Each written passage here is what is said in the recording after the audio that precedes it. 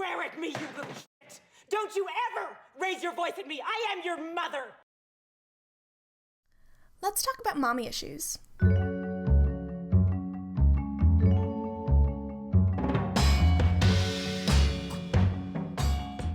Over the past couple of weeks, the internet has been flooded with memes, and since it's October, now is a better time than ever to talk about mommy issues in film.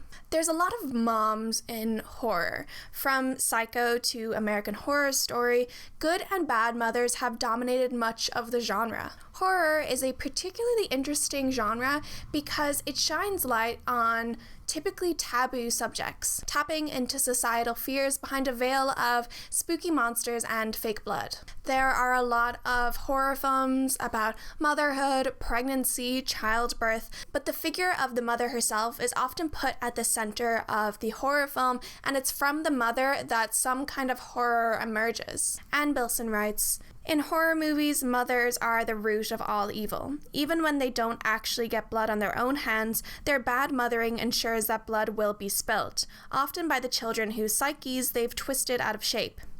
So basically, the horror genre is full of mommy issues. If you want to know more about mommy issues in general and what came to shape the now famous term, I recommend the channel Shanspere. This video is in collaboration with Shanspere, the self-proclaimed pop culture queen of YouTube.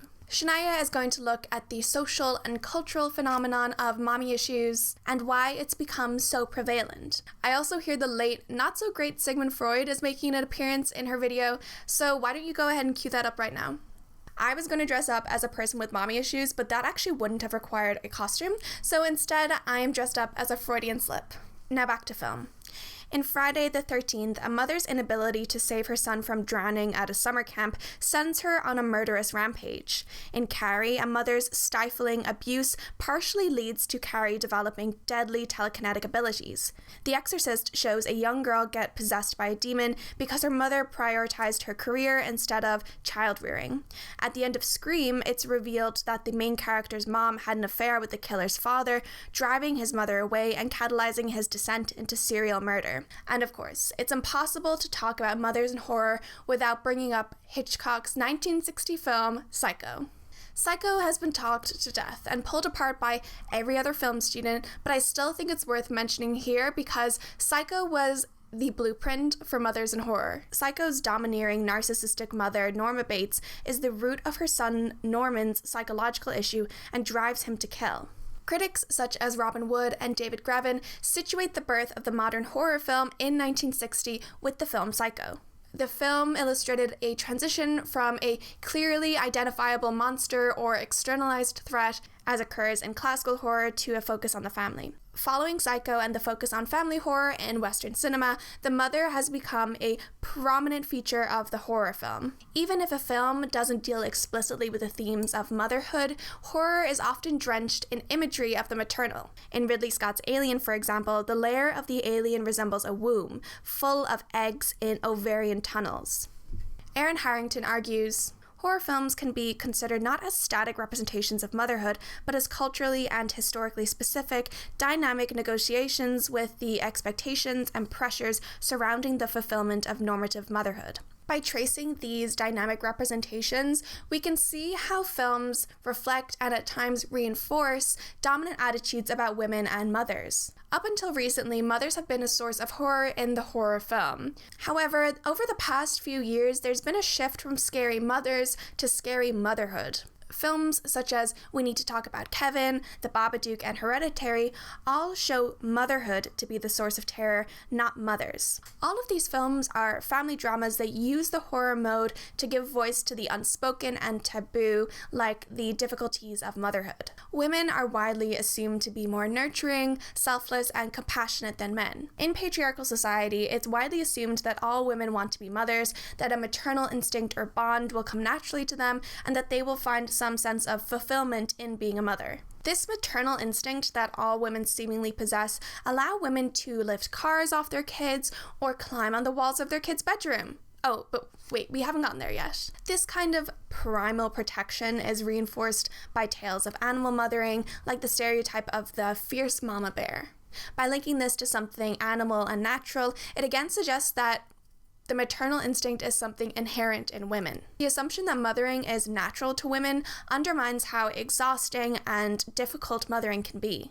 It also creates a sense of anxiety in women that have difficulty in raising their kids, as well as ostracizing the women that don't want to have kids in the first place. Not to mention, all of these assumptions are wholly heteronormative and rooted in the gender binary. There's little space for people to express their issues with the pressures of being a perfect mother, but horror films can help to release some of the steam in that pressure cooker. That's why we've seen more and more films dealing with the theme of maternal ambivalence, where mothers didn't want or necessarily care for their children. So without further ado, let's look at mommy issues on film. The Babadook is an Australian film from 2014, written and directed by Jennifer Kent. It follows a widow Amelia as she struggles to raise and provide for her son, an unorthodox and often ill-tempered young boy named Samuel. Amelia's husband and Samuel's father died driving her to the hospital to have Samuel, and his unspoken presence looms over them throughout the film. Samuel finds a children's book called Mr. Babadook, a disturbing pop-up that depicts a haunting figure named the Babadook. After reading it, Amelia and Samuel are terrorized by the Babadook. Amelia grows increasingly unhinged and is eventually possessed by the Babadook. But with the help of Samuel, the two conquer the monster, and Amelia repairs her relationship with her son. The themes of grief and maternal ambivalence pervade this film. The film takes place in the run-up to Samuel's 7th birthday, which is also the anniversary of Oscar's death. Amelia doesn't speak about her late husband, and her grief leads to her harboring resentment and anger towards her son for living. She is a caring mother, checking the wardrobe and under the bed for monsters and reading him to sleep, but she feels smothered by her child. Samuel climbs into her bed at night and she's unable to have a single moment to herself. She seems to be uncomfortable with the very touch of her child, so she puts a physical distance between them, symbolizing their emotional distance. She has a dream that she kills Samuel with a knife, showing a subconscious desire to be free from motherhood. She starts neglecting her child and giving him tranquilizers to make him sleep. When she is possessed, she tells Samuel that she wishes it were him, not her husband, that died in the car crash. You don't know how many times I wished it was you, not him, that died. Amelia works as an elderly caretaker, having given up her career as a children's writer. Even at work, she's putting the needs of others before her own, and is perpetually exhausted as a result. Her unspoken grief manifests as physical pain in her jaw, and she often clenches and massages her jaw. The color palette is overwhelmingly blue, muted, and desaturated, as though Amelia's grief is sapping all the vitality from her life. Even the food that they eat is beige and bland. Amelia's unspoken grief desperately seeks an outlet and manifests as the Babadook. The Babadook isn't a malevolent ghost or a spooky monster, but an embodiment of Amelia's grief. The storybook says, "Let me in," and Amelia shouts the same things to Samuel, highlighting how the two are linked. At the climax of the film, Amelia purges herself of the monster and asks him, "What do you want?" But just asking this placates the Babadook, showing how sometimes pain just wants to be acknowledged. The Babadook is also explicitly linked to Oscar and the pain of his death. The Babadook wears men's clothes, and at several points in the film, Oscar's clothes mirror its silhouette. Oscar's things are boxed up in the basement, and at the end of the film, the Babadook lives in the basement. Amelia's grief, though present, is managed and contained. By finally facing her grief, Amelia lets go of the resentment she held towards her son, and they move forward with their lives, celebrating Samuel's birthday, showing that the shadow of his father has passed. The film takes inspiration from the Gothic genre with the Victorian house Amelia and Samuel live in. The house was specially built for the film because it's not typical architecture of Adelaide. In the Gothic tradition, the house is a character of the story. In the Babadook, it represents the domestic sphere, a space to which women are often confined. Amelia spends more and more time trapped in the home with her son, unable to escape the responsibilities of being a mother. The house becomes a claustrophobic space that contributes to Amelia's descent into madness. Speaking of madness, all three of the films I'm analyzing depict women seemingly going insane. Amelia tries to go to the police, but no one believes that she's being terrorized by a storybook villain, and she feels like she's going crazy. It's a thread that runs throughout the horror genre in films like Rosemary's Baby, where women are aware something is wrong with the other, typically male characters undermine her and tell her she's going mad. Jennifer Kent said that her aim with the film was to show the difficulties of motherhood. Amelia both puts her child before herself and resents his existence. She loves and hates her child but cannot verbalize this, but Kent provides a space where mothers can vent these frustrations. Mom. Hereditary is a 2018 film written and directed by Ari Aster. It follows the Graham family after the death of their mother or grandmother. The story mainly focuses on Annie, the mother of the family, as she discovers that her late mother was involved in the occult. This discovery is catalyzed by the accidental death of her daughter, Charlie, when she has an allergic reaction to nuts and is decapitated by a telephone pole while her brother Peter drives her home. Annie resents her son for Charlie's death and isolates herself, expressing her grief through her art of miniatures. She attends a support group and meets Joan, who shows her how to communicate with Charlie's spirit. Little does Annie know that Joan is involved with the occultists, and Annie unknowingly initiates a ritual to provide a demon king Paimon with a male body. Her husband, Steve, is killed, Annie is possessed, and she tries to kill her son. Annie decapitates herself, Peter jumps out the attic window and is possessed by the demon king Paimon, and the film ends with his coronation. Despite its forays into the occult, human sacrifice, and demonic possession, Hereditary is focused on family. Ari Aster said that he owes more to the domestic melodrama than the horror genre with this film. Even the title Hereditary implies something familial. The film explores the mother-child bond in particular. It's clear that the family isn't too upset by the death of Ellen, the grandmother, and Annie asks her husband, Should I be sad? There's a distinct lack of connection with and love for her mother. Her mother is described as private, secretive, and domineering. She had a troubled relationship with her children. Annie reveals that her brother killed himself and accused Ellen of putting people inside him. Ellen took over the parenting of Charlie, breastfeeding her and constantly looming over Annie as depicted in one of the miniatures. Annie, like her mother, has a strained relationship with her children. This repeated pattern of maternal ambivalence could be one of the hereditary traits hinted at by the film's title. Annie avoids her son Peter after Charlie's death. She erupts at the dinner table, expressing all her anger and saying that she can't help but blame Peter. Though she loves him, she also harbors all of this anger and resentment towards him. The tension between loving and hating your child is prevalent in all three films I'm talking about today, but the dinner scene in Hereditary encapsulates it perfectly. It's also interesting how Annie maintains a career, a life outside of her kids. At the start of the film, she's been wrapped up in family matters and has neglected her art. Later, when she works on her miniatures, she isolates herself from her family, and her husband takes up the stereotypical wife duties of making dinner. Also, in line with other films, Annie is trapped in her house. Though she works, her studio is a room in the house, so even her art remains in the domestic sphere.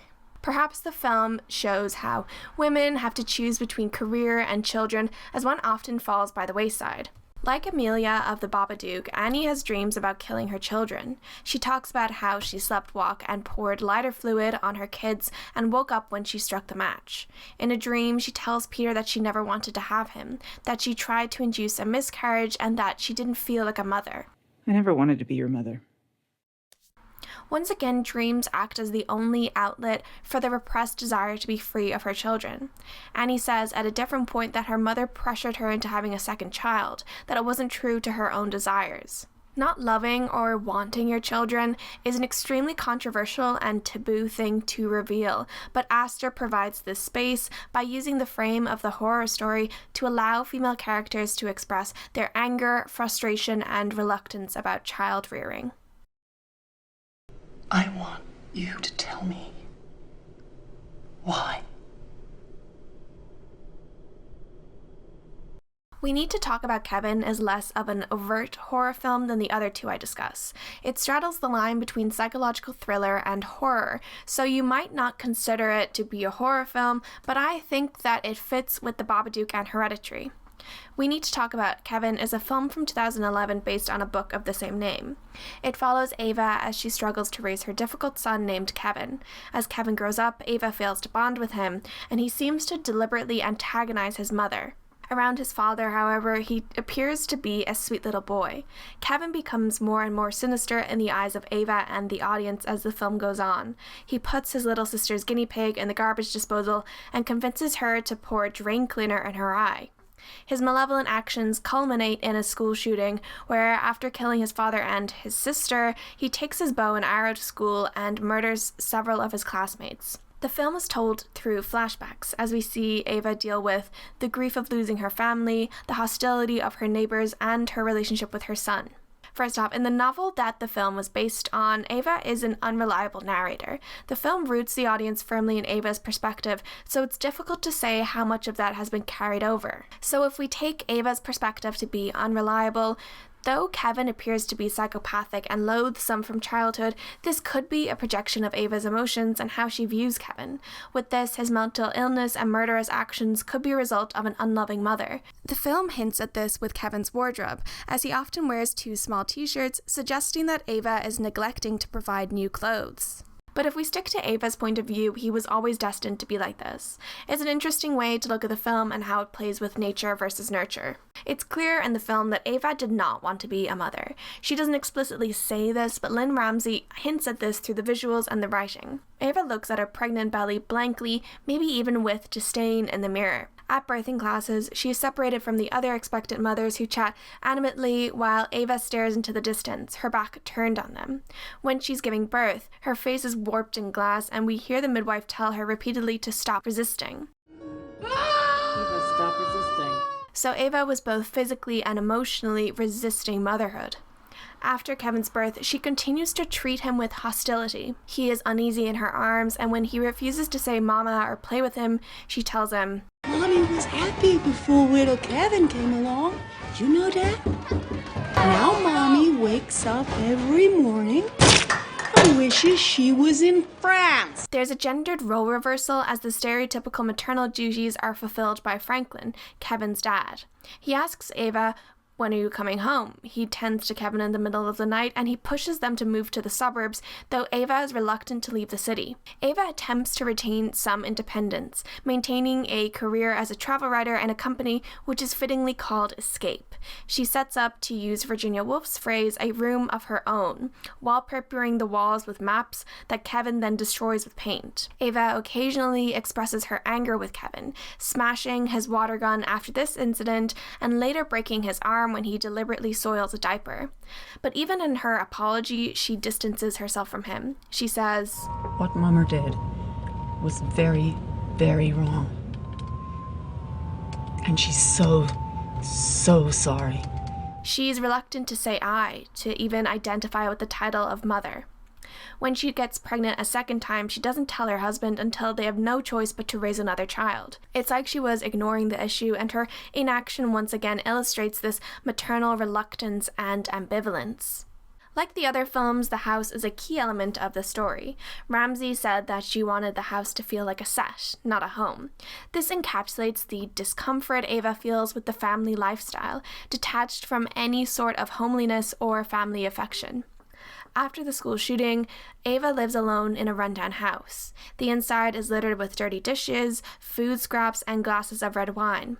Someone from the town splatters it with red paint, and as Ava processes her grief and attempts to move on, she sands the paint off her house, washing her hands of the blood Kevin spilt. At the end of the film, Ava plucks up the courage to ask Kevin why he did it. For the first time, he shows some vulnerability and says that he doesn't know. Two hug, and Ramsay signals that a more positive relationship may be blossoming between the two. Through the embrace of her child, it perhaps shows that Ava is finally embracing motherhood. In 2014, the New York Times ran an article called Our Mommy Problem, and it says, "Motherhood is no longer viewed as simply a relationship with your children, a role you play at home and at school, or even a hallowed institution. Motherhood has been elevated, or perhaps demoted, to the realm of lifestyle, an all-encompassing identity with demands and expectations that eclipse everything else in a woman's life." Once people become mothers, there's little space in society for them to be anything else. In the confines of this stifling identity, how can they voice their frustration, their anger, or resentment? Well, the horror film has answered this call and opened their arms to mean mothers, monstrous mothers, smothering mothers, mothers who care too little or too much, and it gives all of them a voice. The Babadook, Hereditary, and We Need to Talk About Kevin are only a taste of the wide variety of maternal horror films. But as the taboo around reluctant or resentful mothers breaks down, hopefully mothers won't have to be possessed by demons in order to tell their kids how they really feel, even if that demon is the LGBT icon Babadook.